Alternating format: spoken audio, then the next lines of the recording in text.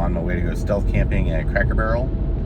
I came across these YouTube videos by this really huggable Canadian YouTuber named Steve Wallis, and he's doing this thing called stealth camping, and he's basically disguised as just someone minding his own business, and then he jumps into a patch of woods next to a highway, or maybe a roundabout, or behind an abandoned bus station or something, you know, just places he may or may not be invited. But anyway, he stays the night, he has a meal, and he packs up and gets out early before anyone finds him. And I thought to myself, there's a guy who's living life, and I want some of that. So I planned this little escapade. It's July 3rd. There's fireworks going off everywhere. I'm hoping all the police will be distracted, and I'll just be able to have a nice night in my car. Thought it'd be safe and easy, and for my first time, and that's what we're doing. I know, right? Stopped at Wally World to pick up a sun visor.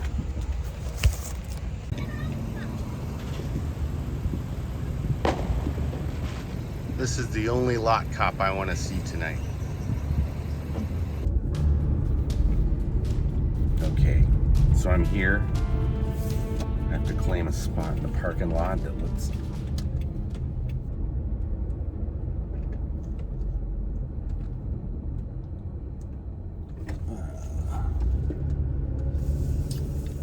that's a tough one. Everything looks conspicuous in the middle of the night.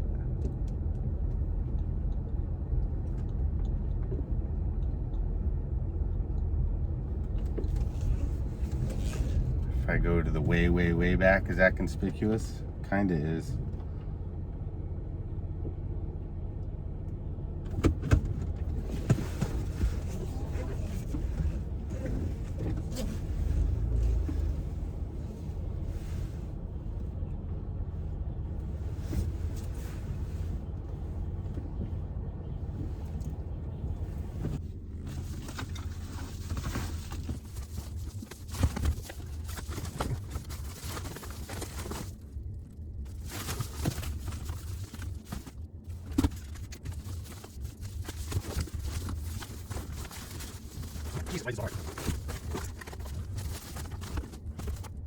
Phew.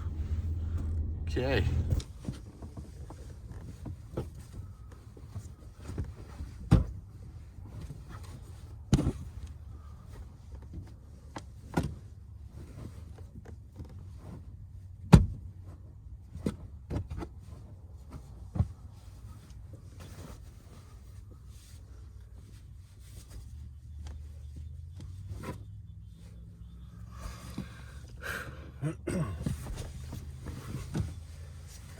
On second thought, setting up in a car isn't that easy. It's hot in here, it's cramped, and there's no light because I'm trying to be stealthy. In fact, I gotta turn this off now.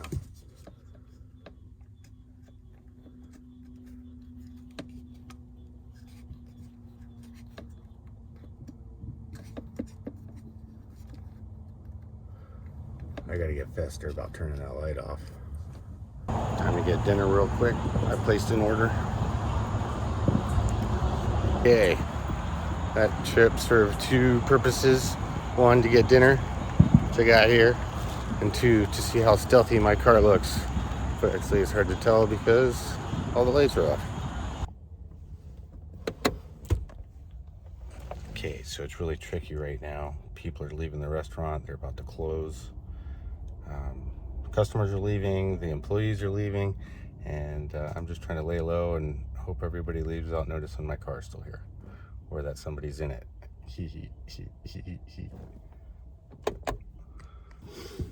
Okay, here's the deal. It is hot, and I got tired of ducking down because that just makes me hotter. So I went ahead and put up this black cloth, just an old curtain I have from my house, and I put it up with safety pins. But I was putting it up in the dark and ducking down, and I ended up spilling, oh, there we go again, spilling all my safety pins in the dark, so that was fun. So I'll probably be sleeping with safety pins. And this mojito is almost gone, and it's still hot. I think I'm gonna have to open the door, but people are still coming out. I just gotta lay low and Stealth camping is a lot harder than I thought it would be. Yeah, and I definitely wasn't prepared. But I don't know, we're still here. Son of a bitch, I did it again. God. Okay, so I've switched into red light mode, thinking it'll be less conspicuous. Whew, good mojitos. But it is so hot in here. And so I turned on the red light so I can crack the door and get some air. And I'm documenting everything. Me getting air. Listen to the sounds of the night.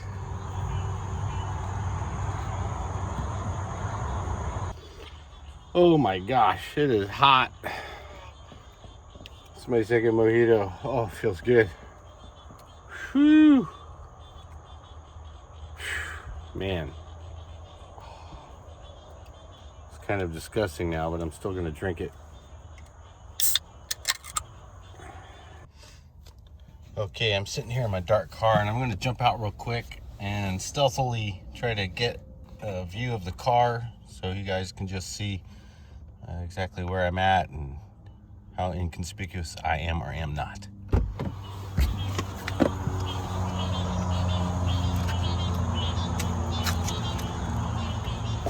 Very inconspicuously. Oh, and there's a car coming right now. Back inside, back inside. Quick. Ooh.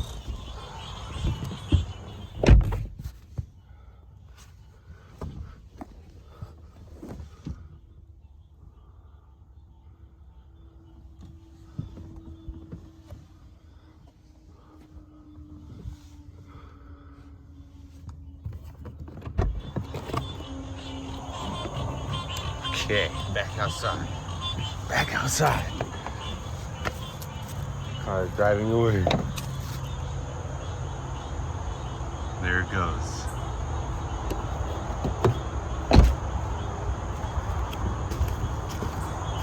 This looks like gator country right here, but we're not going to think about that.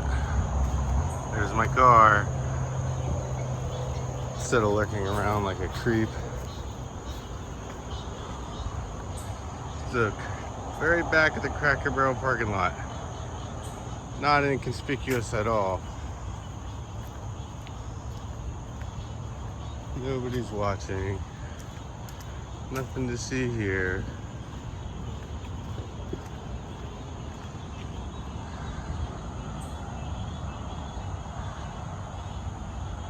Oh yeah. That'll be there all night.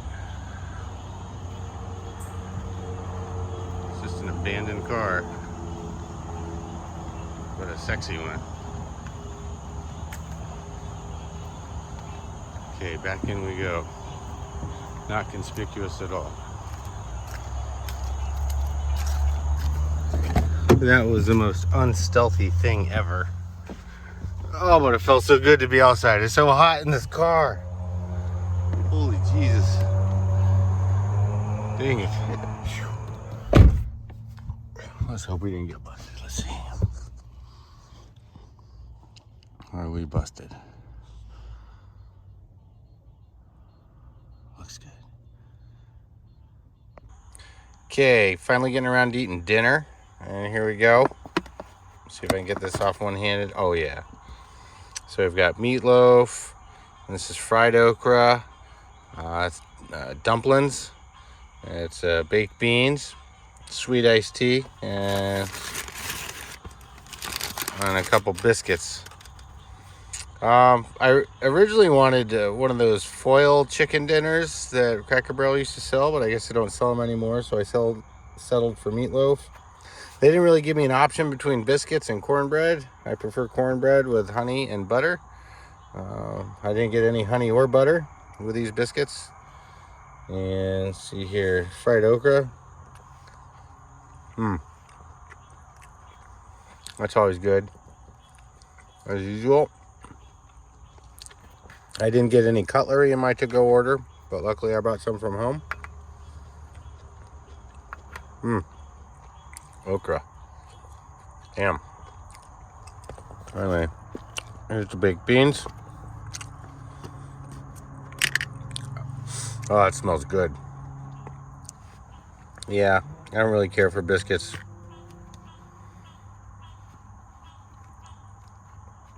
But if you dip them in beans,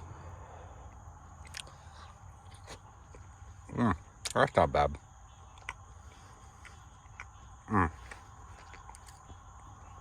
I like the fried okra Cracker Barrel because it's not too greasy.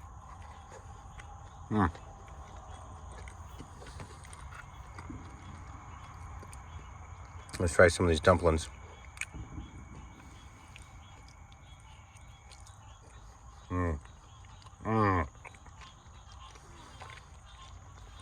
Okay, still good.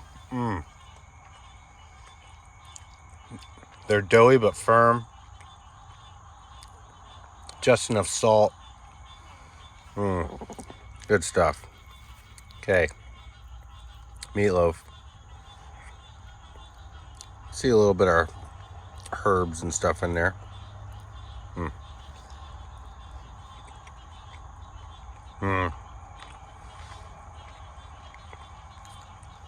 Oh, you can't go wrong with Cracker Barrel.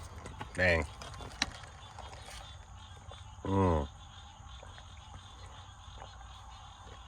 Sweet iced tea. Dang. Okay, this night just got better. Phew.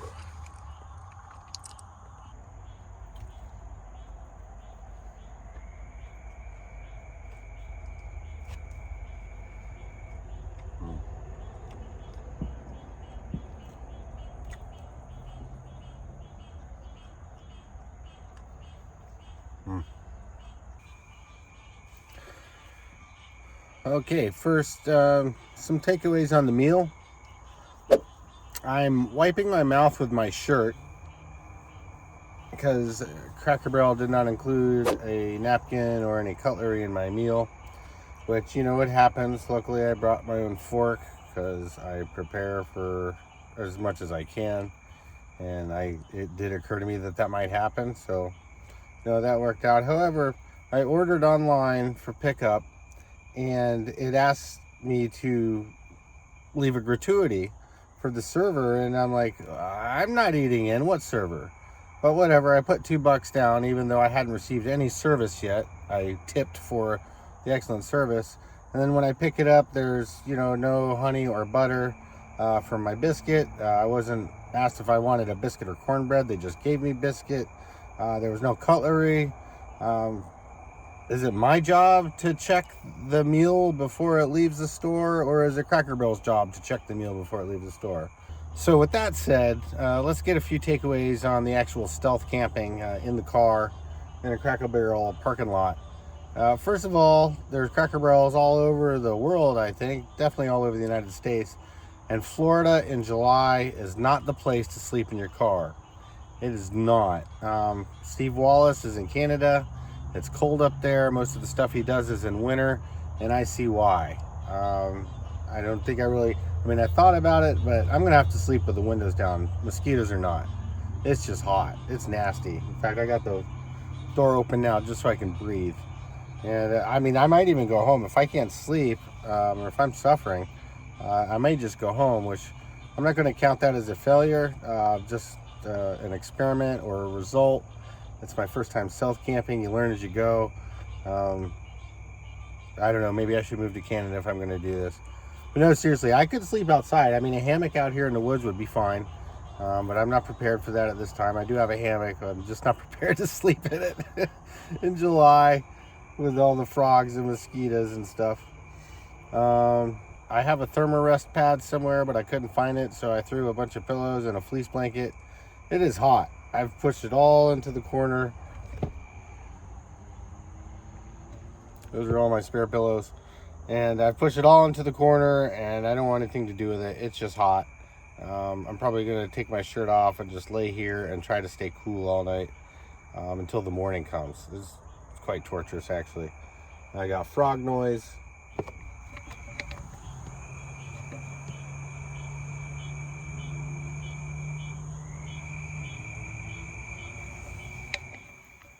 Highway noise, and of course the constant threat of police coming up. And as secure as I feel right now, No one wants the police knocking on your window. Another takeaway is the privacy thing. So the sunshade in the front window, I guess that's great, but what was really helping is, I don't even know if you can see this, is this black cloth I draped. It definitely gives me a sense of security and not being exposed. It might be psychological, because if I can't see them, they can't see me, but maybe there's a lot to that in this situation. I don't know.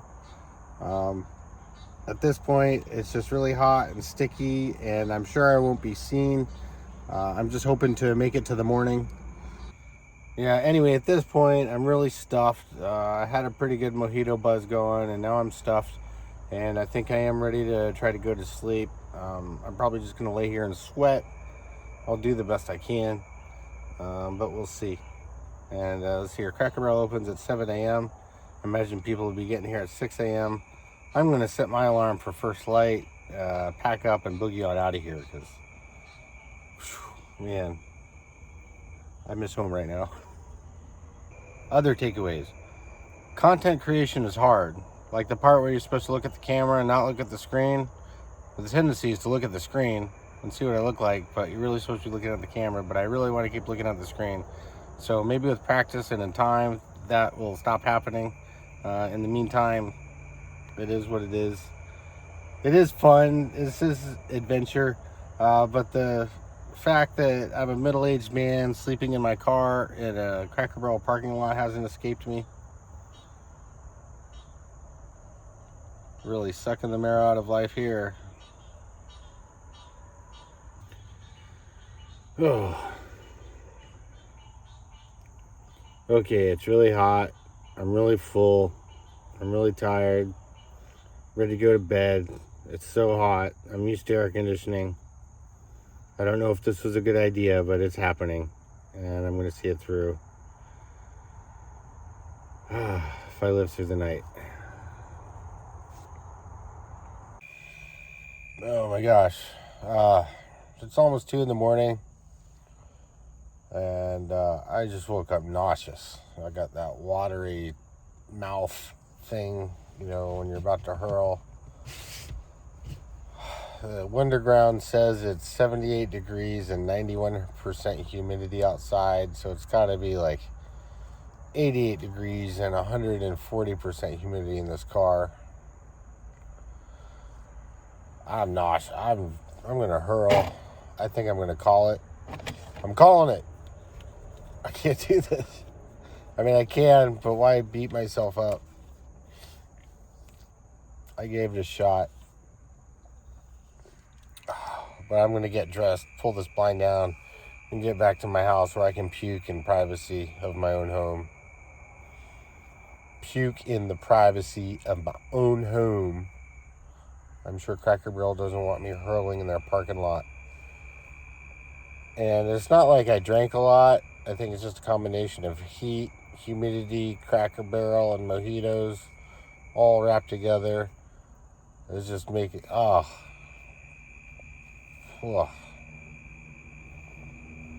this is suck.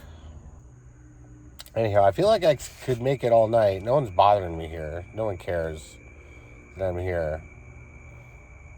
So I know I could do it. Next time, I think I'm going to wait till February. Next time I sleep in my car in Florida. Last time I went car camping was summer, but I was in the Rocky Mountains and it was divine. This just sucks. I haven't felt this bad in years. Just things not mixing well together for me. But I'm calling it, but it's an adventure, and maybe I'll summarize, or maybe that's in the video. I don't know, but I'm going home. It is what it is. See it.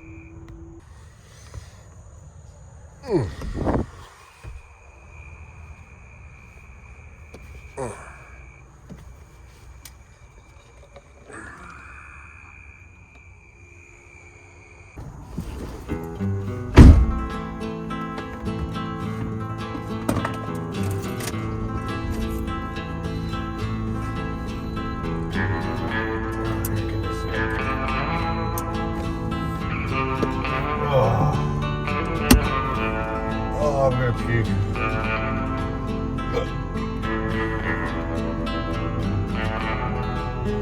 I'm so nauseous.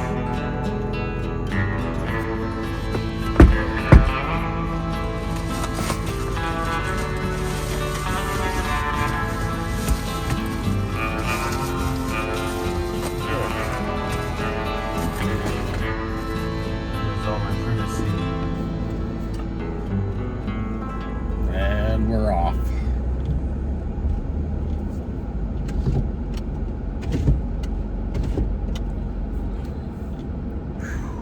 Oh my gosh.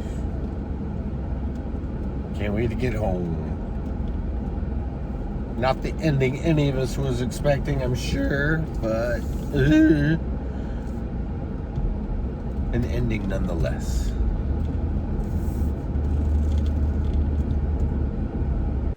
Okay, so I got home and took some Pepto-Bismol, slept for about 6 hours, got up, spent some time on the toilet, sitting on it, not throwing up into it. And, you know, I feel okay. It was fine, I guess, an adventure for sure. But I'm reviewing some of the footage, and, you know, one thing that strikes me is I could have sat in my car with the AC running and probably gutted through it, but that's not really sleeping. It's sitting in an air-conditioned car while it's running. I don't think that's actually camping at that point. Plus, it's a great way to die of carbon monoxide poisoning, from what I'm told. It's also a great way to bring attention to the car with a daytime running lights and everything. So I voted against that very quickly. And I'm glad I came home. It's a safe option.